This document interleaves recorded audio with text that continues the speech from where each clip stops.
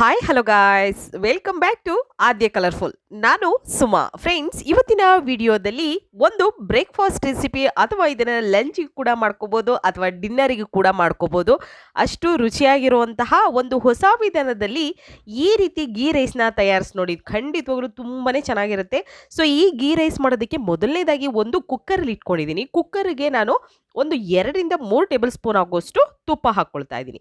ತುಪ್ಪ ಹಾಕಿದ ನಂತರ ಇದಕ್ಕೆ ಪಲಾವ್ ಎಲೆ, ಚಕ್ಕೆ ಹಾಗೆ ಏಲಕ್ಕಿ ಇಷ್ಟನ್ನು ಹಾಕ್ಕೊಂಡಿದ್ದೀನಿ. ನಂತರ ಇಲ್ಲಿ ನಾನು ಮೆಣಸು ಮತ್ತು ಏಲಕ್ಕಿ ಕೂಡ ಹಾಕ್ಕೊಂಡ ನಂತರ ಇದಕ್ಕೆ ಬೇರೆ ಇಂಗ್ರೀಡಿಯೆಂಟ್ಸ್ನ ನಾವು ಆ್ಯಡ್ ಮಾಡ್ಕೊಳ್ಳೋಣ. ಫ್ರೆಂಡ್ಸ್, ನೀವೆಲ್ಲರೂ ಫಸ್ಟ್ ಟೈಮ್ ನನ್ನ ಚಾನಲ್ಗೆ ವಿಸಿಟ್ ಮಾಡಿದರೆ ಪ್ಲೀಸ್ ನನ್ನ ಚಾನಲ್ನ ಸಬ್ಸ್ಕ್ರೈಬ್ ಮಾಡ್ಕೊಳ್ಳಿ, ಹಾಗೆ ಲೈಕ್ ಮಾಡಿ ಮತ್ತು ಶೇರ್ ಮಾಡಿ. ಫ್ರೆಂಡ್ಸ್, ಇದಕ್ಕೆ ನಾನು ಸ್ವಲ್ಪ ಸೋಂಪನ್ನು ಕೂಡ ಹಾಕ್ಕೊಳ್ತಾ ಇದ್ದೀನಿ. ಒಂದು ಅರ್ಧ ಸ್ಪೂನ್ ಆಗುವಷ್ಟು ಹಾಕಿದ್ದೀನಿ. ನಂತರ ಇದಕ್ಕೆ ಹಸಿರು ಮೆಣಸಿನ್ಕಾಯಿನ ಒಂದು 2 ನಾನು ಹೀಗೆ ಮೀಡಿಯಮ್ ಆಗಿ ಕಟ್ ಮಾಡಿಕೊಂಡು ಹಾಕ್ಕೊಂಡಿದ್ದೀನಿ. ಮತ್ತು ಕರಿಬೇವು ಸ್ವಲ್ಪ ಹಾಕ್ಕೊಳ್ಳೋಣ. ಒಂದು 5 ರಿಂದ 6 ಎಲೆ ಹಾಕ್ಕೊಳ್ತಾ ಇದ್ದೀನಿ. ಇಷ್ಟನ್ನು ಕೂಡ ಒಂದು 2 ಸೆಕೆಂಡ್ಸು ಫ್ರೈ ಮಾಡ್ಕೊಳ್ಳೋಣ. ನಂತರ ಈ ಸಣ್ಣದಾಗಿ ಕಟ್ ಮಾಡಿರೋವಂಥ ಒಂದು ಮೀಡಿಯಮ್ ಸೈಜಲ್ಲಿರುವಂತಹ ಒಂದು ಈರುಳ್ಳಿನ ಹಾಕ್ಕೊಂಡಿದ್ದೀನಿ. ಸಣ್ಣದಾಗಿ ಕಟ್ ಮಾಡಿ ಹಾಕಿರಬೇಕು. ಸೊ ಇದನ್ನು ಈಗ ಫ್ರೈ ಮಾಡ್ಕೊಳ್ಳೋಣ ಚೆನ್ನಾಗಿ. ತುಂಬಾ ಚೆನ್ನಾಗಿರುತ್ತೆ, ಹಾಗೆ ನಿಮಗೆ ತುಂಬ ಬೇಗ ಆಗುವಂಥ ಒಂದು ಗೀ ರೈಸ್ ಅಂತ ಹೇಳ್ಬೋದು.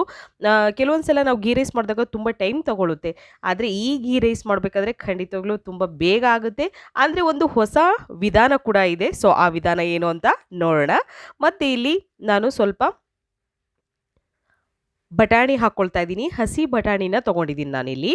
ಸೊ ನೀವು ಒಣ ಬಟಾಣಿ ಏನಾದರೂ ಹಾಕಬೇಕು ಅನ್ನೋದಾದರೆ ಅದನ್ನು ಒಂದು ರಾತ್ರಿ ಎಲ್ಲ ನೆನೆ ಹಾಕಿ ನಂತರ ಇದನ್ನು ಹಾಕ್ಕೊಳ್ಳಿ. ಇಲ್ಲ ಹಸಿ ಬಟಾಣಿ ಇದ್ದರೆ ಖಂಡಿತ ಈ ಟೈಮಲ್ಲಿ ಹಾಕ್ಕೊಳ್ಬೋದು. ಹಾಗೆ ನಾನು ಗೋಡಂಬಿ ಕೂಡ ಹಾಕ್ಕೊಳ್ತಾ ಇದ್ದೀನಿ. ಒಂದು ಸ್ವಲ್ಪ 4 ರಿಂದ 5 ಗೋಡಂಬಿ ಹಾಕ್ಕೊಂಡಿದ್ದೀನಿ. ಸೊ ಮತ್ತೆ ಆಮೇಲೆ ನಾವು ಫ್ರೈ ಮಾಡ್ಕೋಬೇಕಲ್ಲ, ಸೊ ಸ್ವಲ್ಪ ಹಾಕ್ಕೊಂಡಿದ್ದೀನಿ. ಹಾಗೆ ಒಂದು 2 ಸೆಕೆಂಡ್ಸ್ ಇದನ್ನು ಚೆನ್ನಾಗಿ ಫ್ರೈ ಮಾಡೋಣ. ನಂತರ ಈಗ ನಾನು ಒಂದು 10 ನಿಮಿಷ ಅಕ್ಕಿನ ತೊಳೆದು ನೆನೆ ಹಾಕಿದ್ದೆ. ಸೊ ಆ ಅಕ್ಕಿನ ಇವಾಗ ಹಾಕ್ಕೊಳ್ತಾ ಇದ್ದೀನಿ. ಸೊ ಈ ಅಕ್ಕಿನ ತೊಳೆದು 10 ನಿಮಿಷ ನೆನೆ ಹಾಕಿ ನಂತರ ಹಾಕ್ಕೊಳ್ತಾ ಇದ್ದೀನಿ.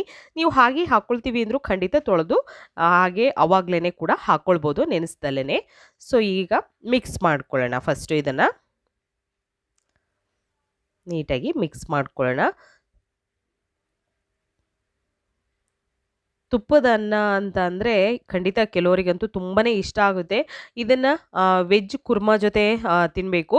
So friends, veg kurma lengthy ಆಗುತ್ತೆ. ಈ ಗೀ ರೈಸು ಮತ್ತು ವೆಜ್ ಕುರ್ಮಾ ಎರಡೂ ಲೆಂತ್ ಆಗುತ್ತೆ ವಿಡಿಯೋ ಅಂತ ಹೇಳಿ ನಾನು ಬರೀ ಗೀ ರೈಸನ್ನು ಮಾತ್ರ ಶೇರ್ ಮಾಡಿದ್ದೀನಿ.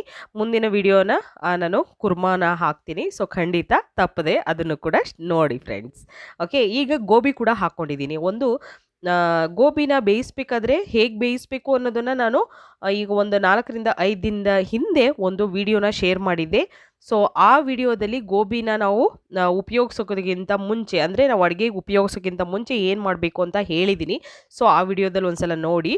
ಈಗ ರುಚಿಗೆ ತಕ್ಕಷ್ಟು ಉಪ್ಪನ್ನು ಹಾಕ್ಕೊಂಡು ಮತ್ತು ಗೋಬಿ ಹಾಕಿ ನಂತರ ಕೊತ್ತಂಬರಿ ಸೊಪ್ಪನ್ನು ಕೂಡ ಹಾಕ್ಕೊಂಡಿದ್ದೀನಿ. ಇವಾಗ ಇಷ್ಟನ್ನು ಹಾಕಿ ನಾವು ಮಿಕ್ಸ್ ಮಾಡ್ಕೊಳ್ಳೋಣ.